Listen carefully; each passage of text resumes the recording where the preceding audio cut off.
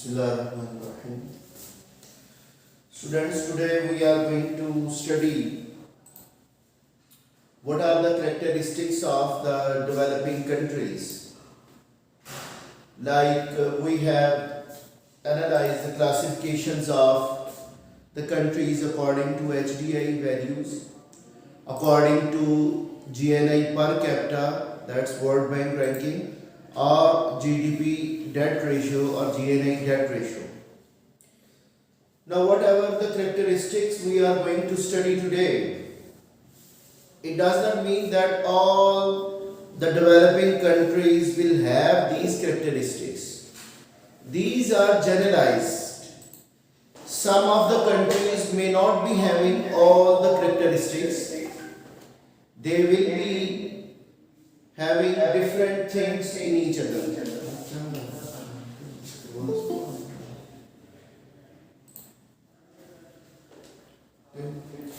So now I am going to write down the different characteristics of the developing countries.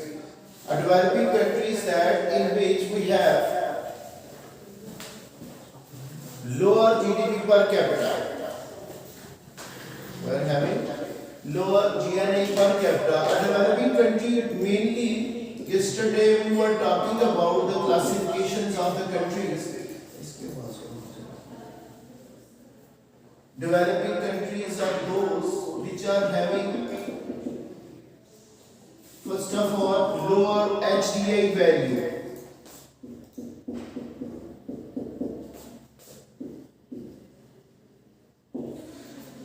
Like HDI value is below 0.5.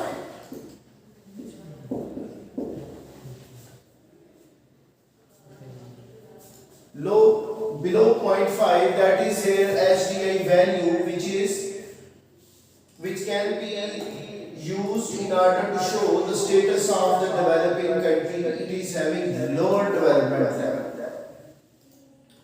Like its GNI per capita at purchasing power parity, that's also lower. Its literacy rate, education index is also very poor, and its health conditions, average life expectancy, that's also very poor. Okay. So these are the conditions. The first thing which is present in case of the developing countries, they are having lower HDI value. Second thing which is present, we say lower GNI per capita.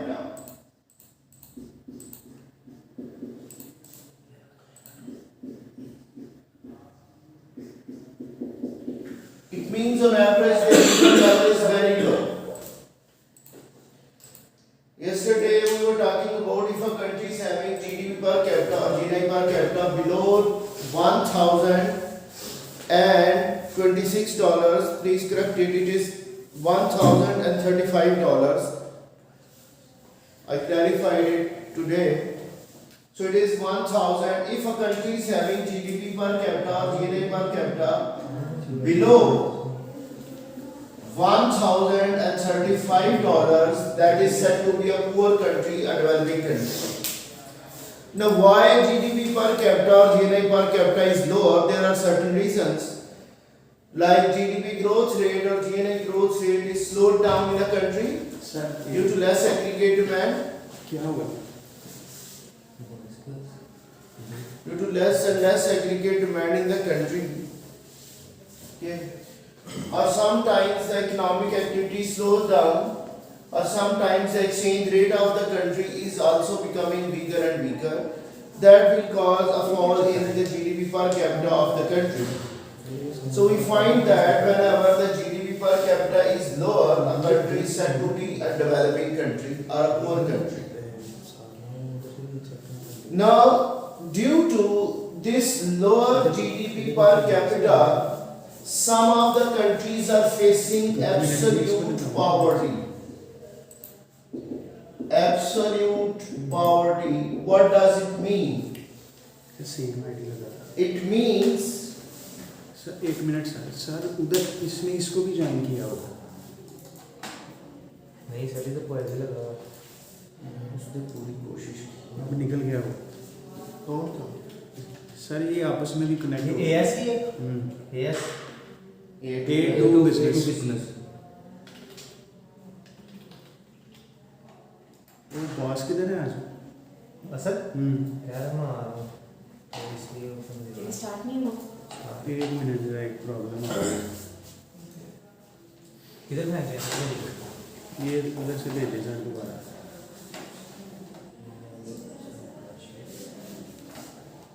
दोबारा से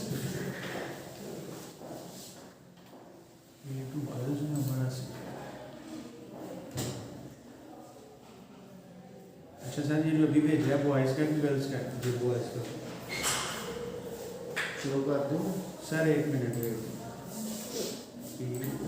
तो आज जहाँ से शुरू करके बैठा हुआ है।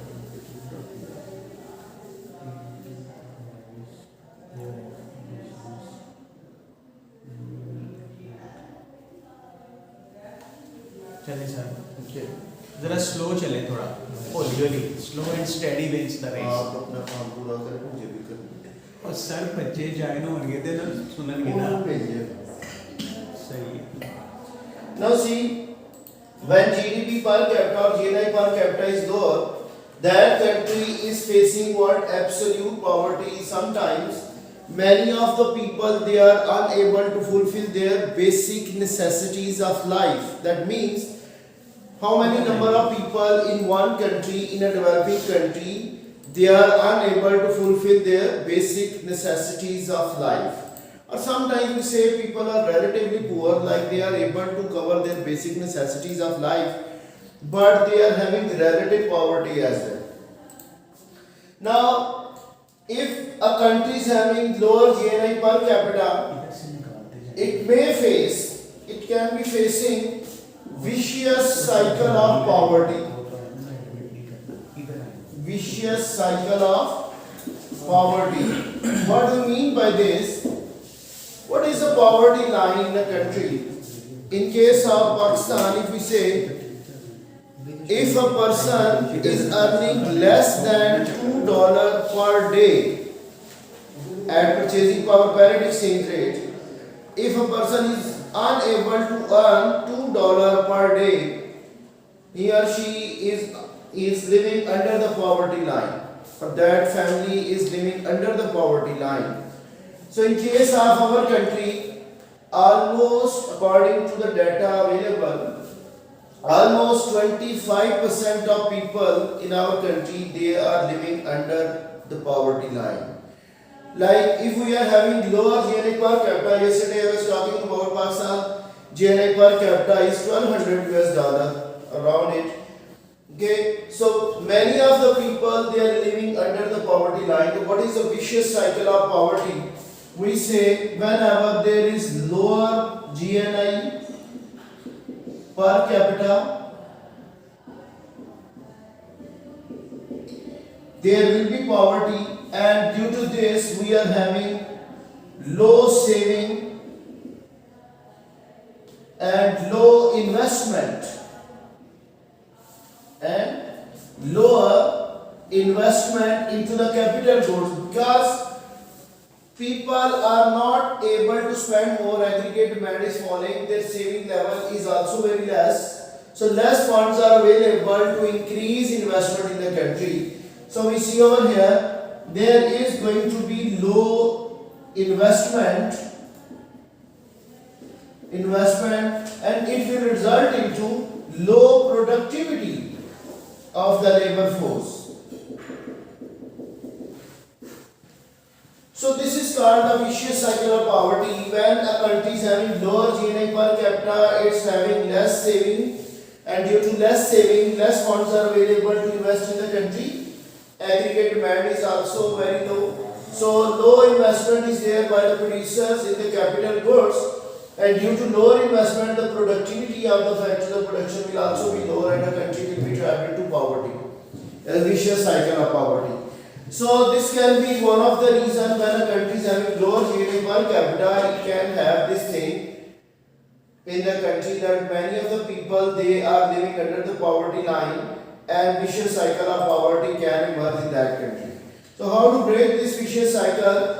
We can increase the productivity of the workers by education and training. So when more educated workers are available, they are more trained, then definitely their productivity will increase and GNI per capita will also be increasing. Like GNI growth rate will be faster than the population growth rate.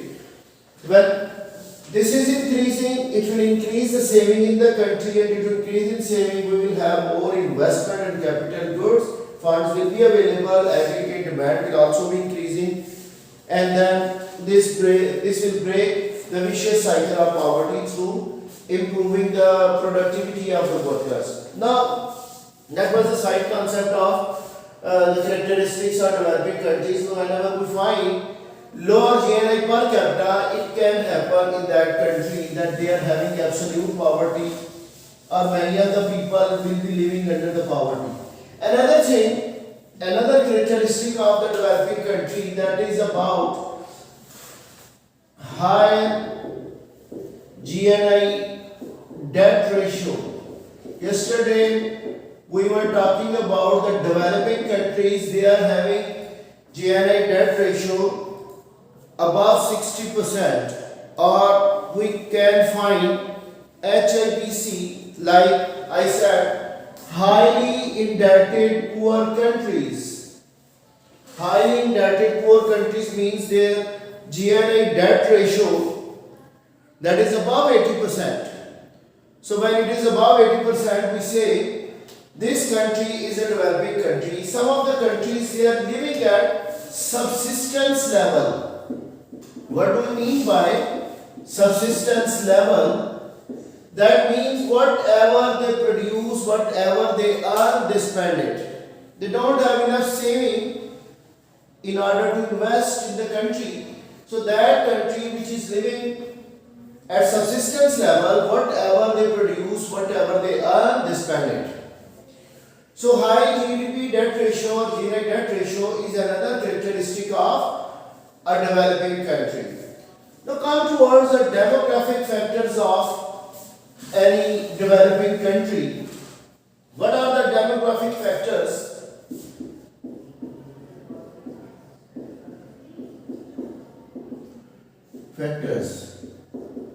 I am taking one of them, that is called population size of a country. Usually we find the developing countries, they are having massive population size. Their population growth rate is high. Like their population growth rate that depends upon the birth rate over the death rate.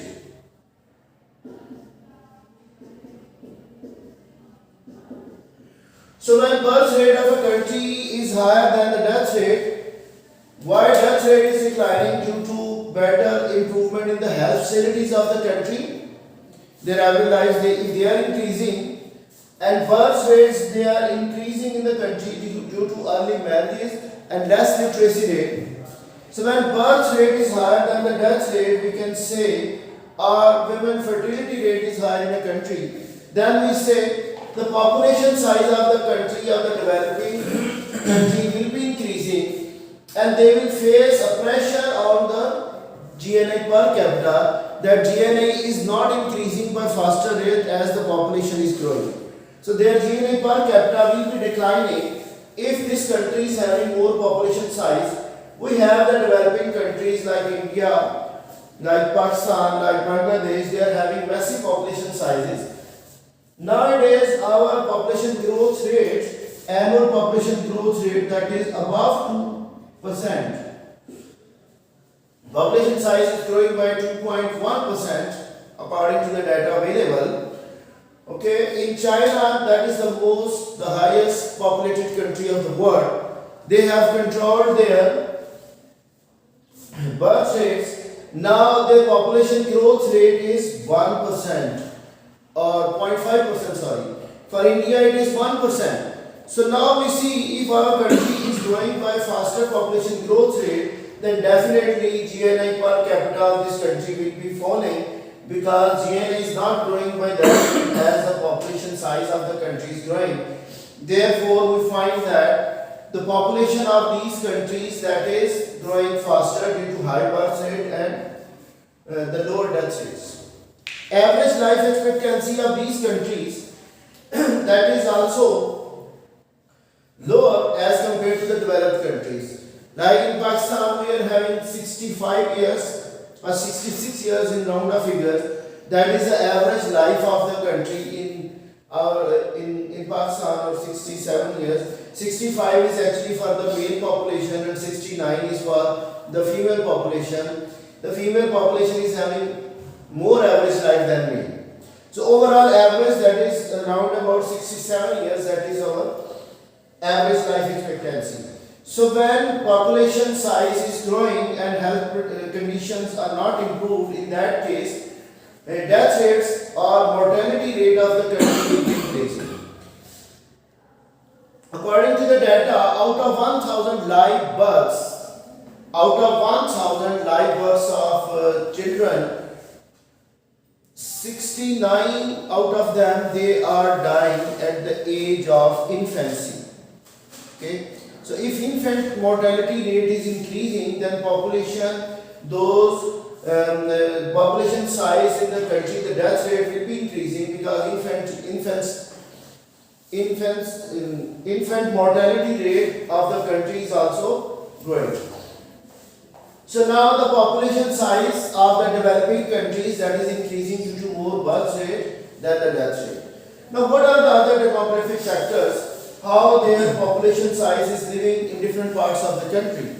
Like we see, majority of population of the developing countries, they are living in the rural areas.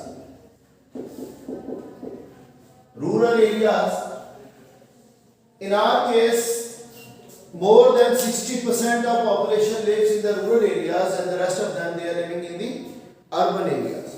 Now we see why these people are living in the rural area, because their occupation of farming is agriculture. They are dealing with agricultural sector in order to earn money, and that agricultural sector is also dependent upon the weather conditions.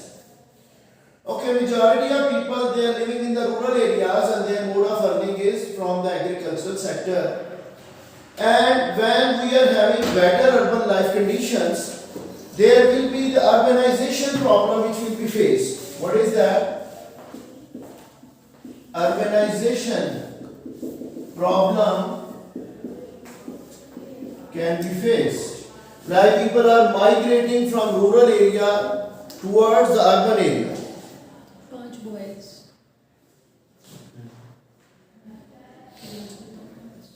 So urbanization problem is that now the cities will be becoming congested. Why people are moving from rural areas towards urban areas? What are the reasons behind? Because the life conditions, the facilities of life, they are better in the urban areas. Then people are moving towards cities, and cities will become congested, and they will be facing the problems of sanitation and clean drinking water availability to all the people. So we see demographically, population of the country that is increasing, and they are having most of the population living in the rural areas in case of the developing countries, and due to the gap between rural and urban life, what is happening? People are migrating from rural life towards urban life, and that's also causing congestion in the cities. What about the literacy rate of this country? What are the literacy rates of the developing countries? Now come towards that is the literacy rate. Usually these countries are having lower literacy rate. It is not the case all the developing countries are having lower literacy rate.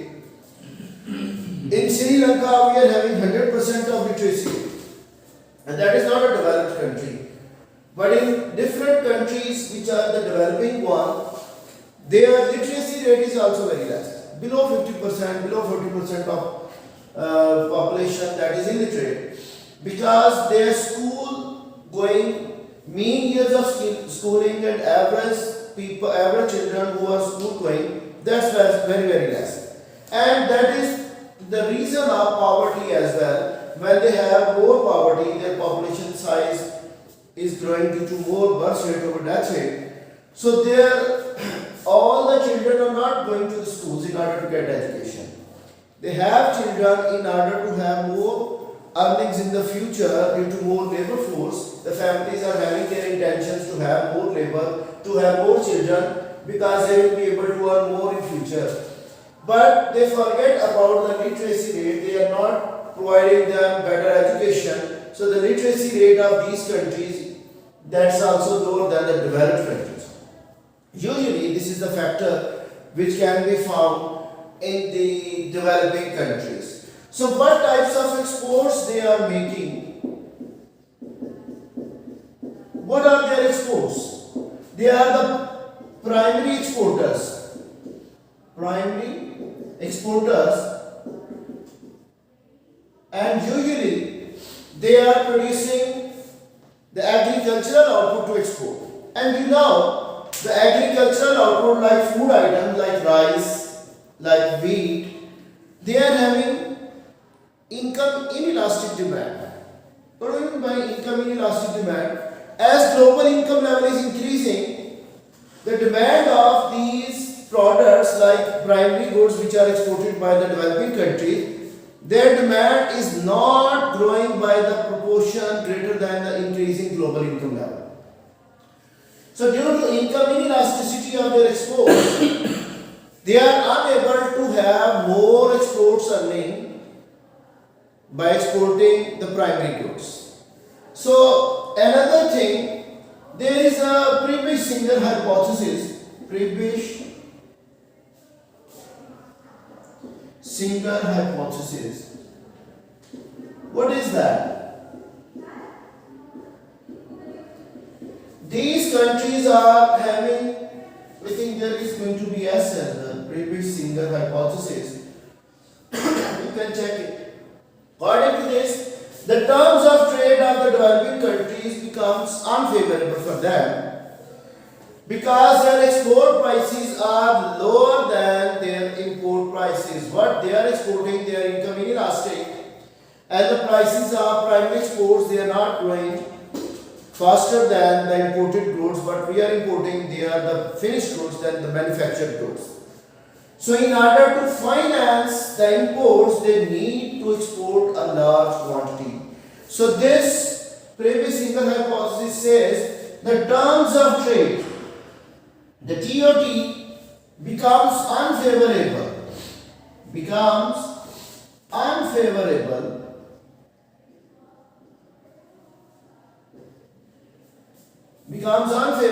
for the developing countries. Their export prices are not growing, and imported goods prices, they are growing faster than the export prices. So the terms of trade of developing countries, that becomes unfavorable due to their primary exports which are having income inelastic demand at the global level.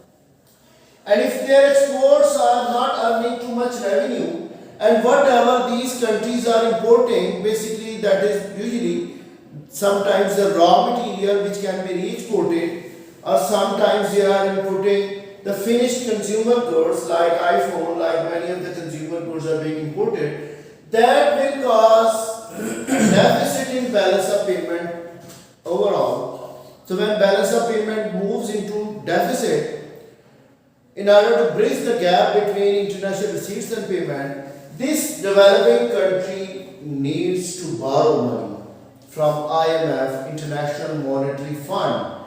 So they will be lending money in terms of dollars in order to bridge the gap between international receipts and payments of this country. So we see over here, the exports of these countries, they are primarily dependent upon agricultural sector, or in the mining sector, their value or their prices are not growing faster in international market due to income inelastic demand. What else can be found in the developing countries? You can see the 6 characteristic of the developing countries. That is about their economic instability, you can find economic and political instability, economic and political instability. Why they are finding this thing?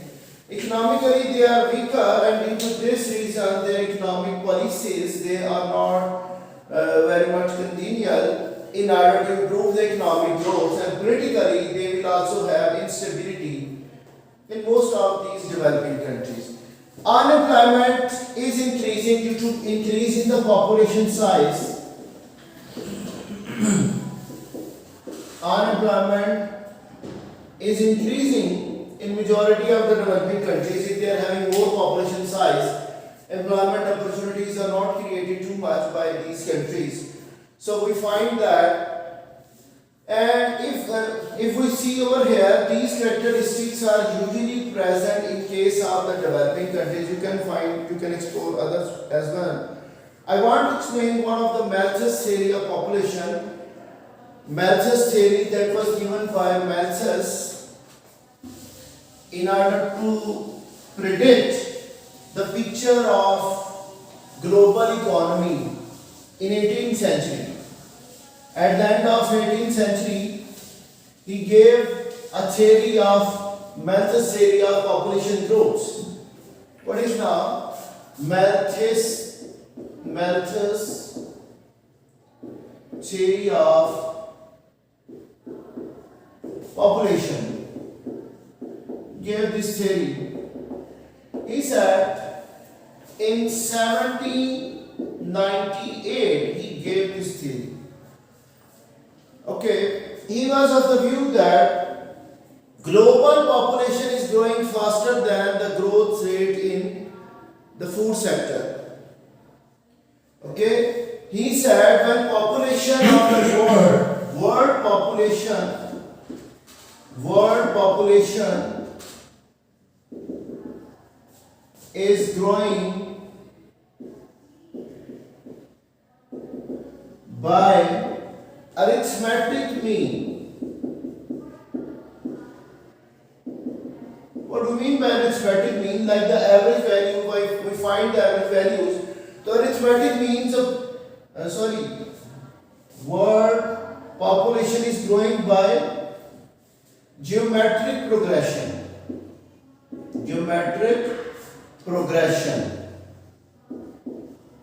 What do we mean by geometric progression? Like population is growing by double rate. If it is growing by 1, 2, 4, 8, 16, 32 and so on. Population of the world is growing by a double rate. Every time it is double. But food is growing. Food is growing by arithmetic mean. What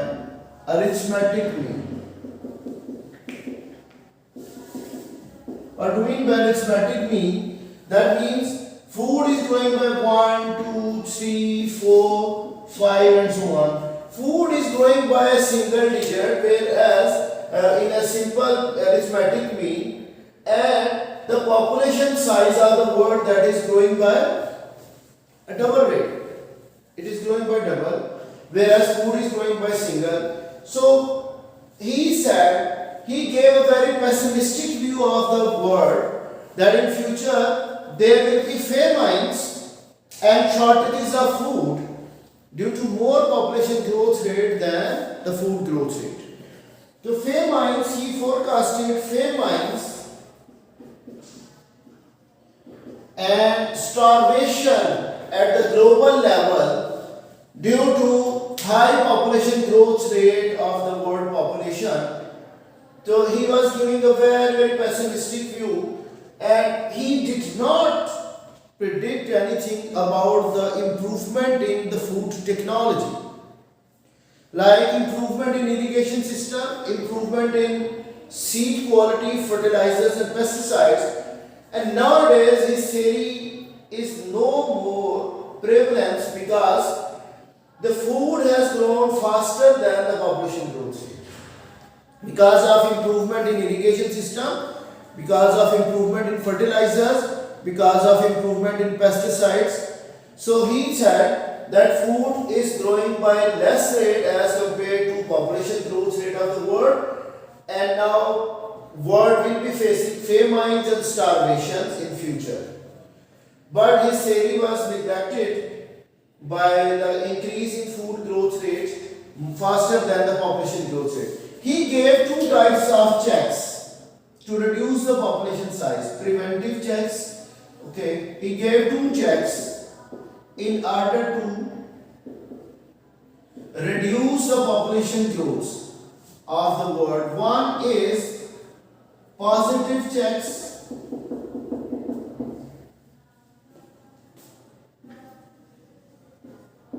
That means epidemics, pandemic, diseases, wars, they can reduce the population size of the world. If these things are happening in the world, then population size of the world will be decreasing by positive checks. Now, what are the preventive checks? Preventive checks.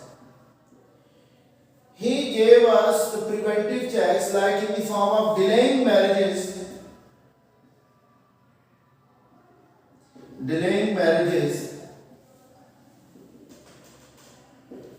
and providing education to male and female in order to reduce the population size of the country in order to have more children. There are different things, you can study them from your book. So these are the preventive checks which he suggested to reduce the population size of the country. Now he also gave the concept of optimum population size. Optimum population size. What will be the optimum population size? This is the size of population where GDP per capita or GNI per capita is maximized. Like here, we say we are taking the population of a country, and here GNI per capita. He said a population size will be optimum when at this size of population GNI per capita is maximized.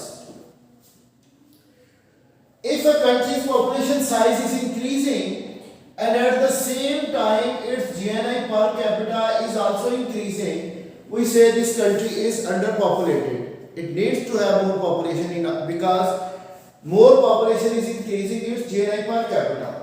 And after this optimum size, this is the optimum size.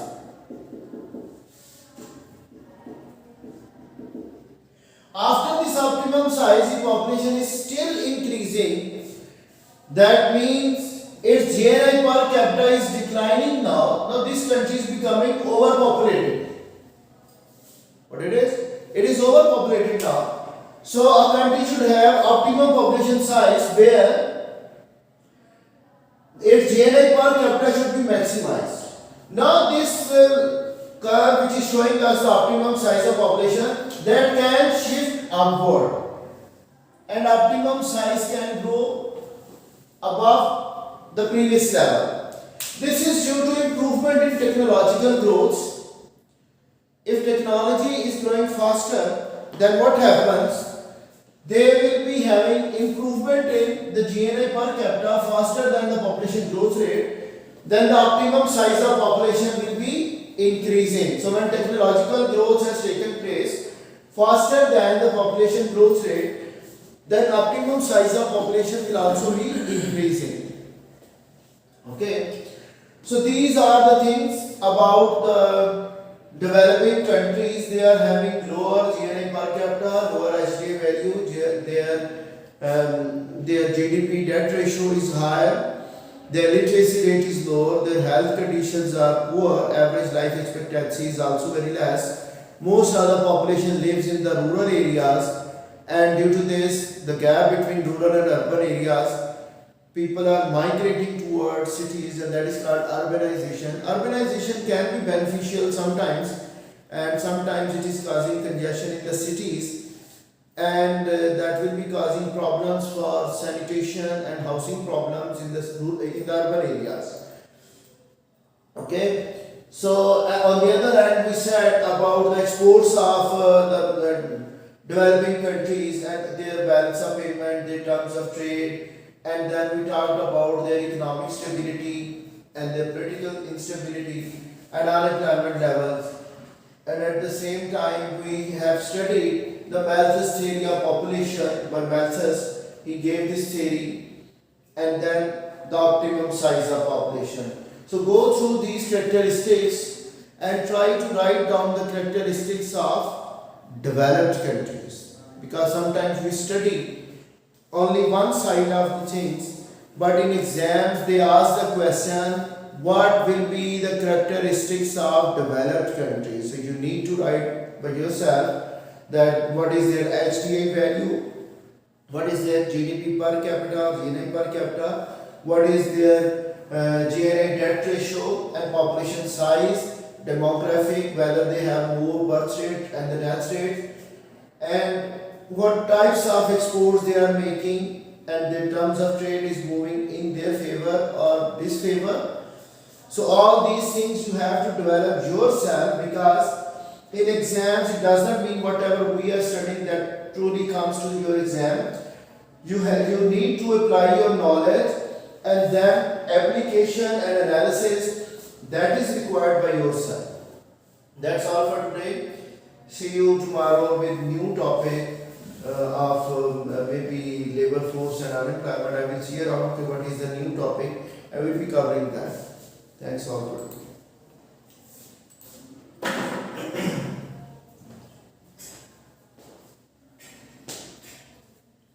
ये चीज़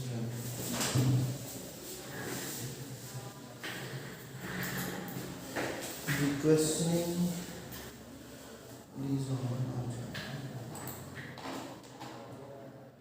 Ahmad, do you have any question? ये खुद ही करेंगे नहीं और हम बोल रहे हैं इधर वो आता है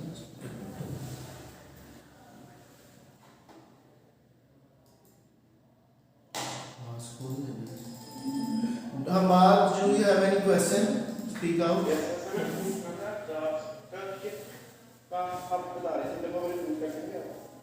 हाँ जी, वो जब टेक्नोलॉजिकल इम्प्रूवमेंट कंट्री में आ जाती है ना, तो उसका optimum size of population improve कर देता है। प्रीवियस सिंगल हाइपोथेसिस ये है कि terms of trade off developing countries वो क्या उनकी डिसफेवर में होता है, क्योंकि उनकी जो एक्सपोर्ट प्राइसेस हैं दे आर लोअर